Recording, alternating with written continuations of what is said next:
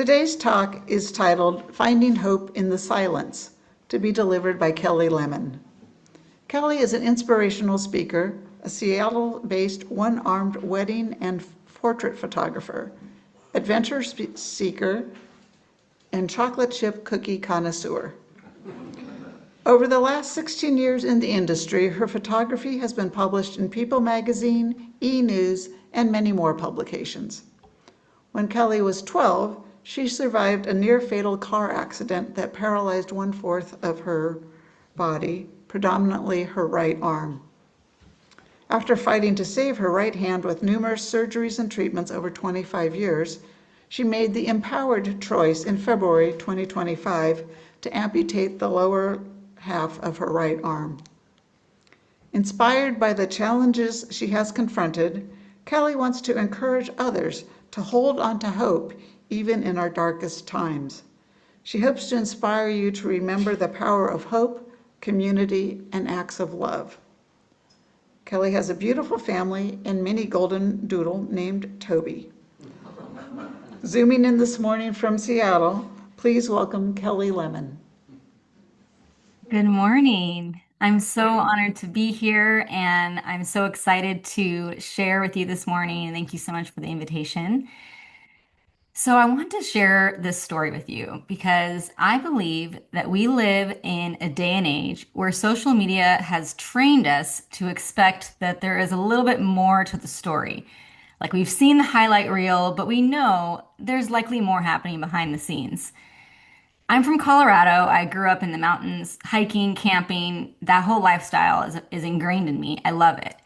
And I always thought when I become a mom, I want to be one of those cool PNW hiking moms, like hiking moms and camping moms with babies. So I think you guys know what I'm talking about. Like they have all the REI gear and they have the hiking backpack and they can set up a tent really easily and their kids are super happy. That's what I wanted. So when my daughter was 1.5, we decided this was the perfect time to take her on our first camping trip, as you can see in this picture.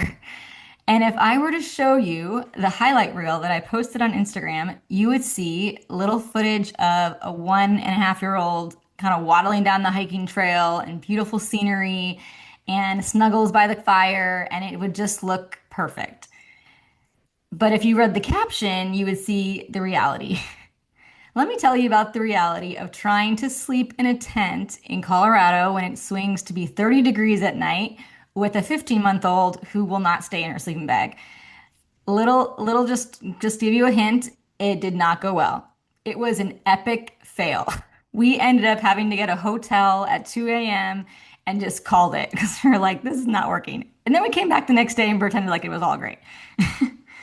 But it's just a sign that we are so often shown a highlight reel, but there's often a bigger story. And I think that that also happens with life too.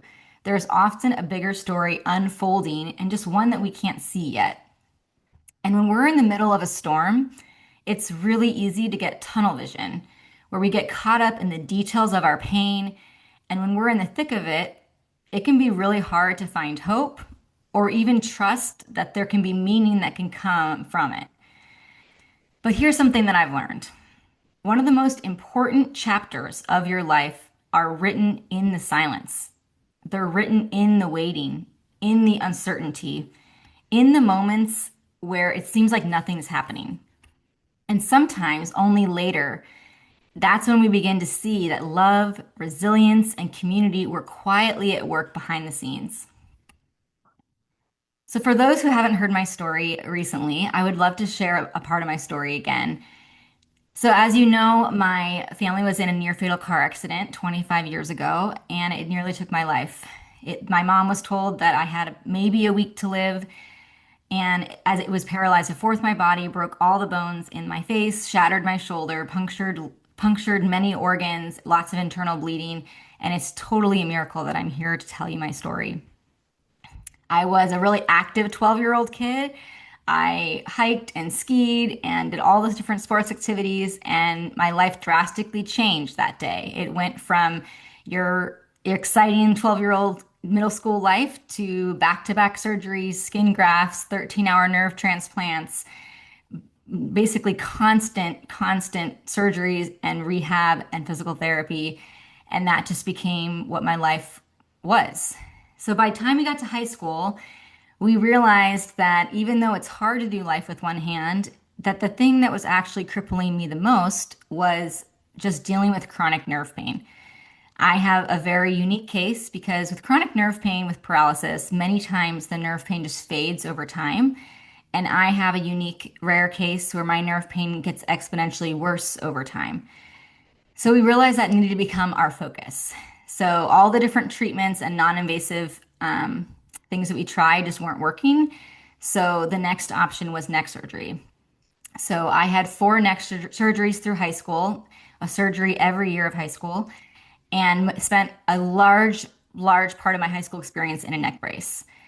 So by the time I get to college, my neurosurgeon was like, okay, we found the ticket. We have been fighting for 8 years to try to solve your nerve pain, and nothing has worked. Every surgery has failed when it related to your nerve pain. But I found the best thing for you. It's a brainstem surgery. So they started talking about this brainstem surgery, but it would require that they'd have to break all the bones in my neck and laser and burn different nerve endings to create a scar tissue wall to prevent nerve pain from surging into my body.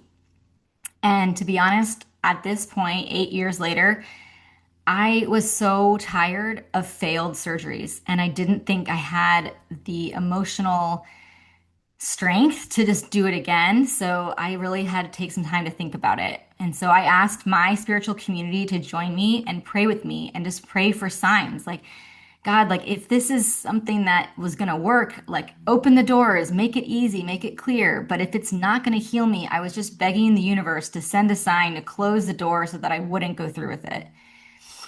But at that point, all the funding came in, the scheduling worked out, and with 100 people praying alongside me, everyone felt at peace that this was going to be a part of my healing story.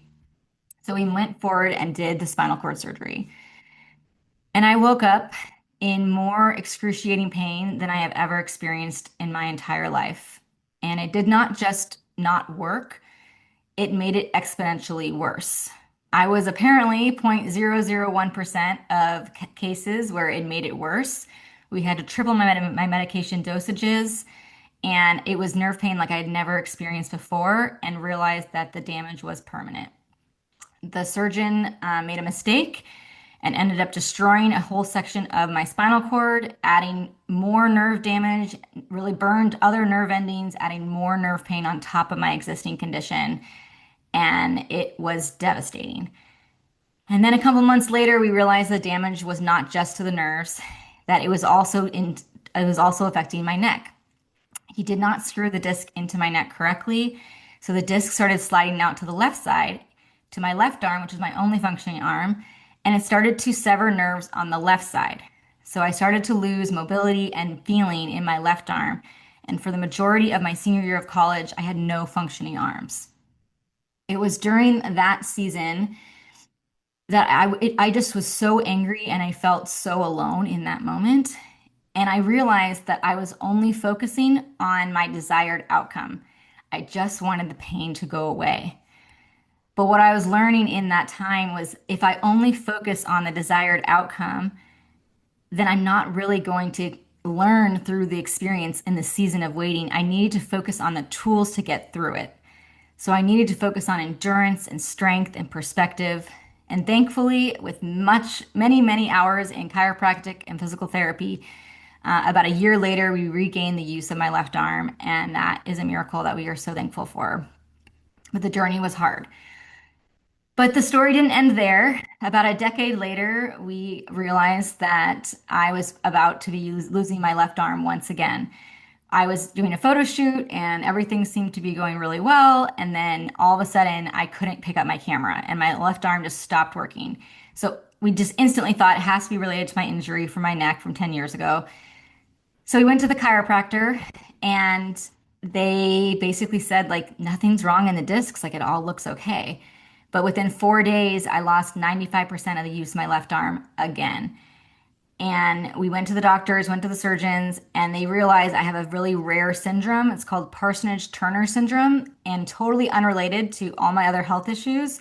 Normally, it happens to 50-year-old men who don't use their arms. And the doctor was like, you just have really bad luck because this doesn't make sense that you have this. And at that point, I felt like, well, actually, this kind of tracks. Like, it just kind of feels like this is how it's going to go. So, but thankfully, something different felt something was different this time, and I really had hope that my healing journey would be quicker. And thankfully, they said it would take about a year to 2 years to recover, and I was able to recover within 2 to 4 months and started shooting weddings 4 months later, and that was an amazing blessing.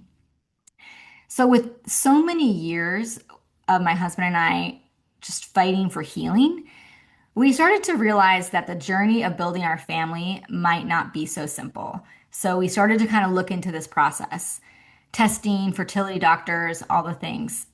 And that's when we learned that my nerve pain condition was actually something that would prevent me from being able to carry a baby.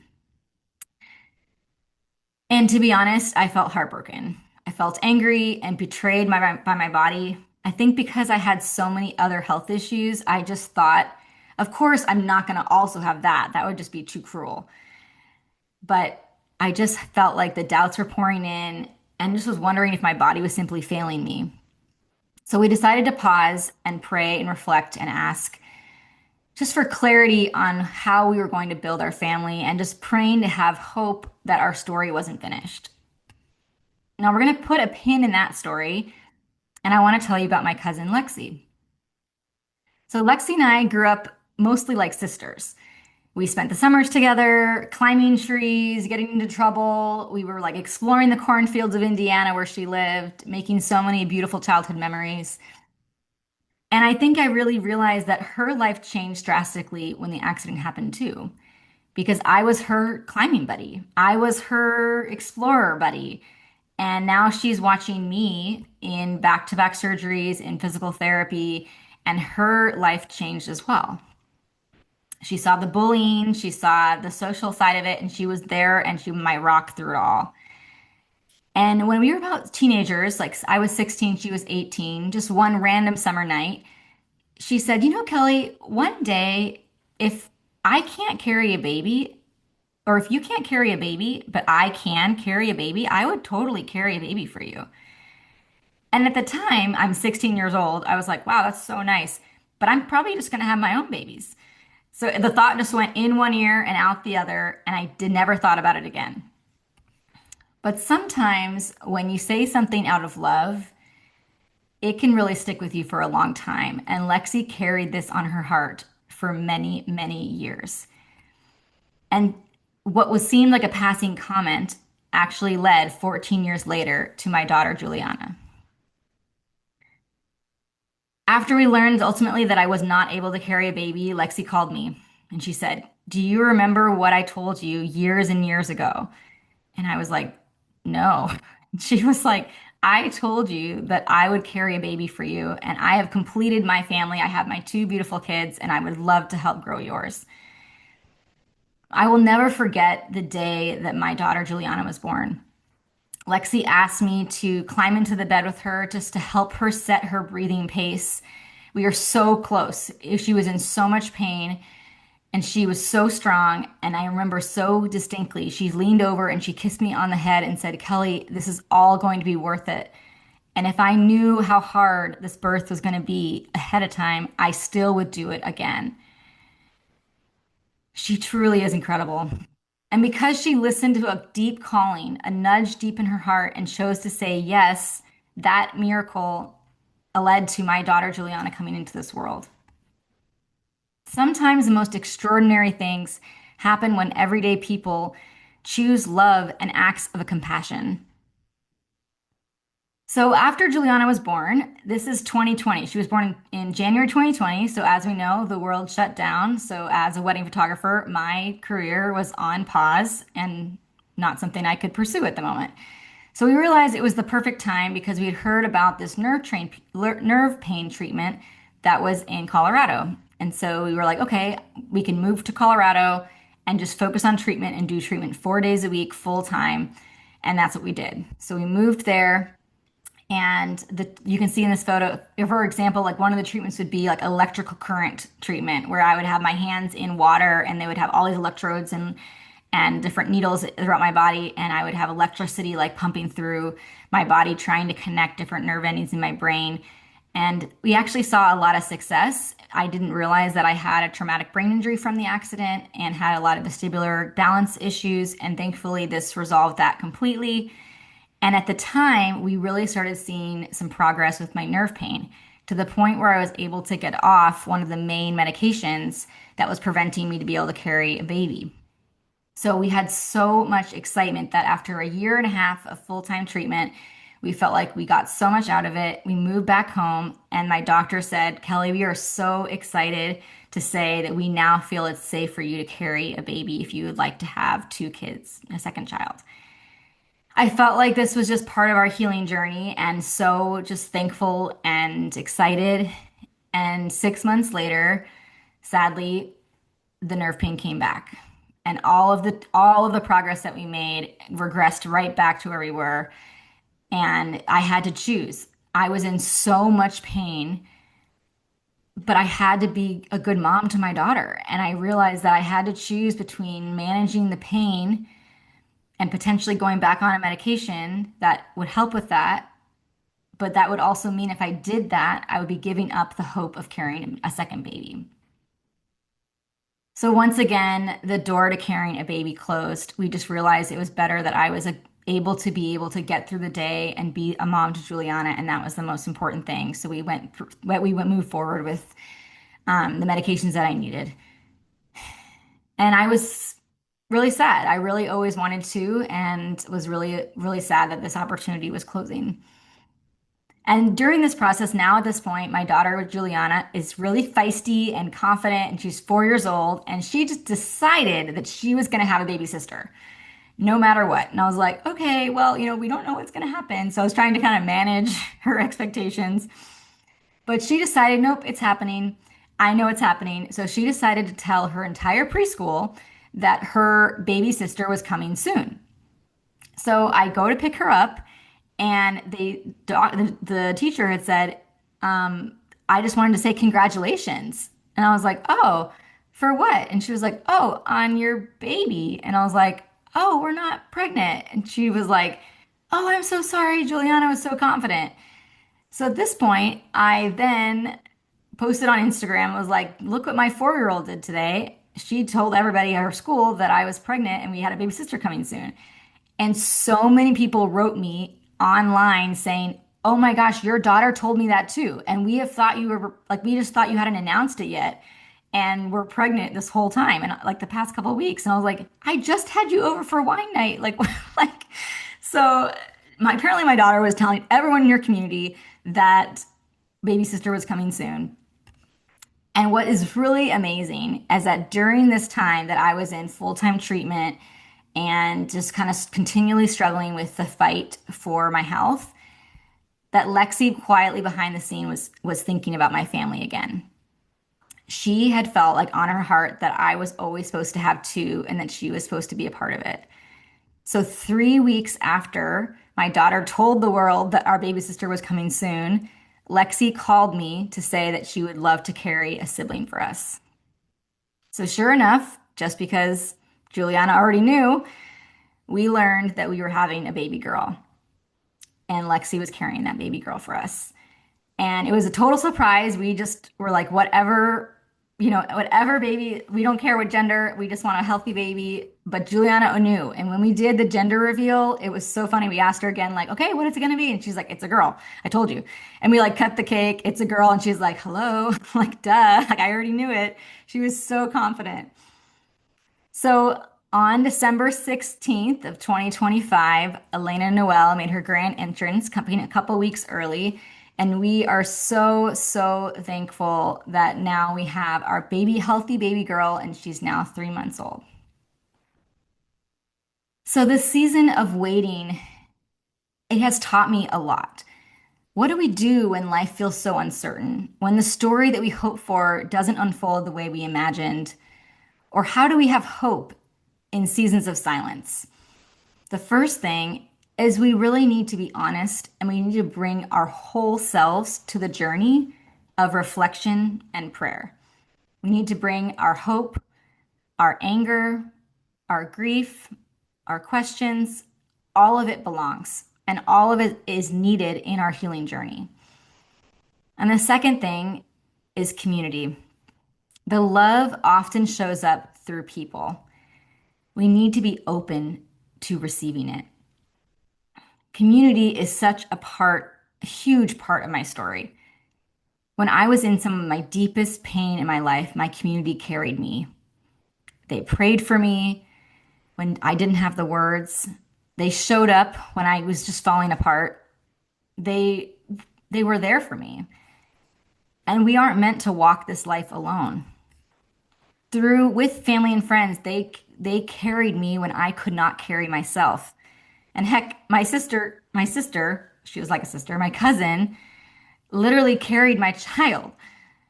And her willingness to say yes changed our family story forever. So it just reminds me how powerful a single act of compassion can be. And thirdly, meaning can emerge from the hardest chapters of our lives, and there can be deep, deep purpose in our pain. Because sometimes the story isn't finished yet. And coming from a Christian perspective, for a long time, I believed the lie that I just wasn't fully loved by God, that maybe my story had been forgotten, maybe no one was answering my or hearing my prayers. But what I have come to understand is this: even in deep sadness and even in unanswered questions, or when life just doesn't look the way we hoped, we are never outside the reach of love. And even when we can't see the whole picture, something meaningful may be unfolding. Even when we feel alone and love might be quietly surrounding us. And when the path is unclear, we have to remember the story isn't finished yet. Your waiting is not wasted. The quiet seasons are not empty. Your pain does not disqualify you from joy or belonging. If anything, those painful experiences deepen your understanding of what it means to love others and to be loved. So may we be people of hope, not because life is easy, but because love continues to move through this world in ways that we cannot see. And may we have the courage to say yes when we are invited to be a part of someone else's miracle. Thank you.